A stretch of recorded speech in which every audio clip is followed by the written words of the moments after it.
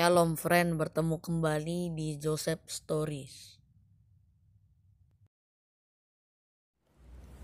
Shalom, kali ini kita akan berbicara tentang dosa. Untuk membahas topik yang menarik ini, saya akan berikan lebih banyak ayat Alkitab sebagai referensinya. Jadi bersiaplah. Pernahkah disuruh orang tua kita untuk jangan melakukan sesuatu, tetapi kita tetap melakukannya? Contohnya, jangan bermain dalam waktu yang lama. Ya, kita melanggar perintah orang tua kita. Apa hubungannya dengan dosa? Karena dosa juga pelanggaran, mari kita membaca 1 Yohanes 3 ayat 4. Demikianlah firman Tuhan. Setiap orang yang berbuat dosa melanggar juga hukum Allah, sebab dosa ialah pelanggaran hukum Allah, juga dipandang sebagai perbuatan yang tidak sesuai dengan kehendak Tuhan. Berbicara tentang pelanggaran, tentu kita mengingat kisah Adam dan Hawa di Taman Eden. Apabila kita membaca Kejadian 3 ayat 13, ular atau iblis itulah yang memperdaya Adam dan Hawa. Contoh pelanggaran yang berakibat dosa pada kitab Perjanjian Lama terdapat pada Keluaran 20 ayat 3 sampai 17. Yang pertama adalah menyembah Allah yang lain selain Tuhan. Yang kedua adalah membuat patung untuk disembah. Yang ketiga adalah menyebut nama Tuhan dengan sembarangan. Yang keempat adalah tidak menguduskan hari Sabat. Yang kelima adalah tidak menghormati orang tua. Yang keenam adalah membunuh. Yang ketujuh adalah berzina. Yang kedelapan adalah mencuri. Kita tidak boleh mencuri. Yang kesembilan adalah mengucapkan saksi dusta. Yang kesepuluh adalah mengingini seisi rumah sesamamu. Untuk perjanjian baru tertulis pada 1 Korintus 6 ayat 9 sampai 10. Yang pertama adalah orang-orang yang tidak adil.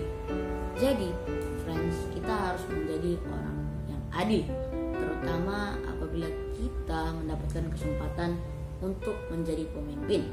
Jadilah pemimpin yang adil. Yang kedua adalah orang cabul. Yang ketiga adalah penyembah berhala. Yang keempat adalah orang yang berzina. Yang kelima adalah banci. Yang keenam adalah homoseksual. Yang ketujuh adalah pencuri. Yang kedelapan adalah orang yang kikir. Yang kesembilan adalah pemabuk. Yang kesepuluh adalah pemfitnah. Dan yang kesebelas adalah penipu. Kita tidak boleh menipu, ya friend. Apakah teman-teman pernah melakukan salah satu di atas ini?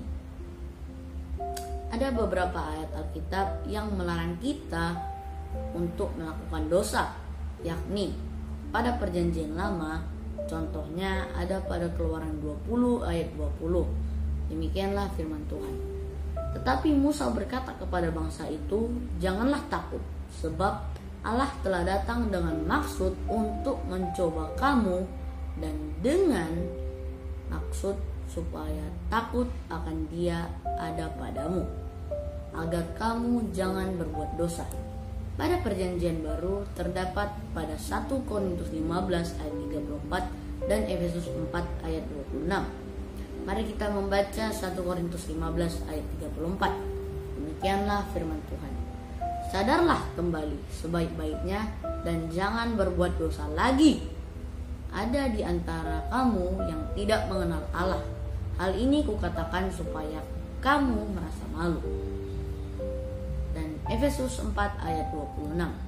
"Apabila kamu menjadi marah, janganlah kamu berbuat dosa.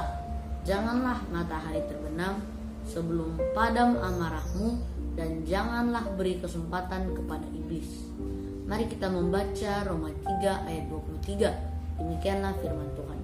"Karena semua orang telah berbuat dosa dan telah kehilangan kemuliaan Allah." Juga Roma 6 ayat 23. sebab upah dosa ialah maut, tetapi karunia Allah ialah hidup yang kekal dalam Kristus Yesus Tuhan kita.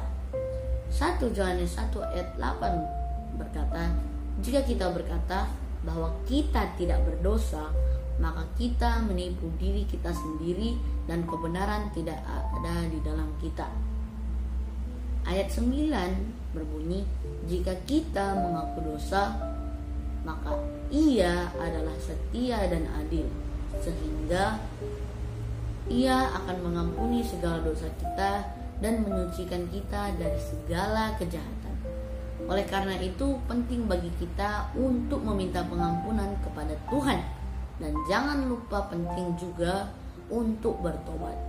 Oleh karena kita sudah menjadi ciptaan yang baru, semenjak kita percaya dalam karya penebusan Yesus Kristus di kayu salib, kita mempunyai Roh Kudus yang tinggal di dalam kita.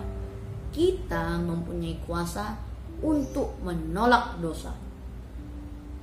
Mari kita membaca Roma 8 ayat 9 sampai 11. Demikianlah firman Tuhan.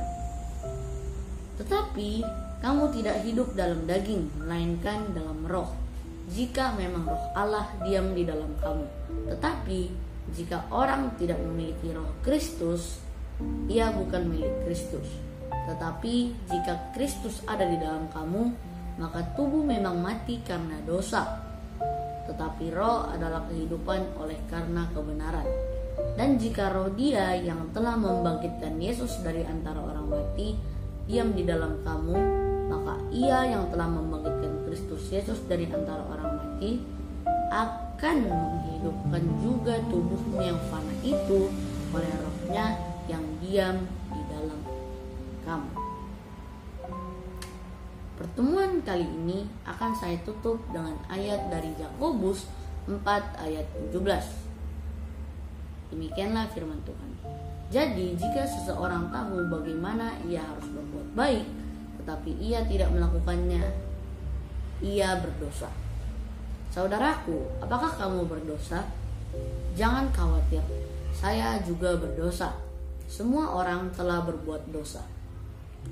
Tidak ada orang yang tidak berbuat dosa, termasuk pria yang disalibkan di sebelah kanan Kristus Yesus di Bukit Golgota. Sama saja dengan kita.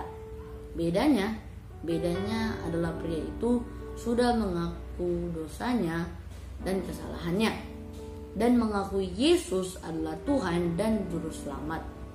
Itu sebabnya sekarang dia sudah berada di Firdaus atau sorga. Maka bila saudara belum percaya dalam karya penebusan Yesus Kristus, sekarang saatnya. Ya, maksud saya sekarang juga. Jangan tunggu sampai besok, karena kita tidak tahu apakah besok kita masih hidup atau tidak. Lakukanlah sebelum terlambat. Sampai bertemu kembali di lain waktu. Maju terus dalam Kristus. Haleluya.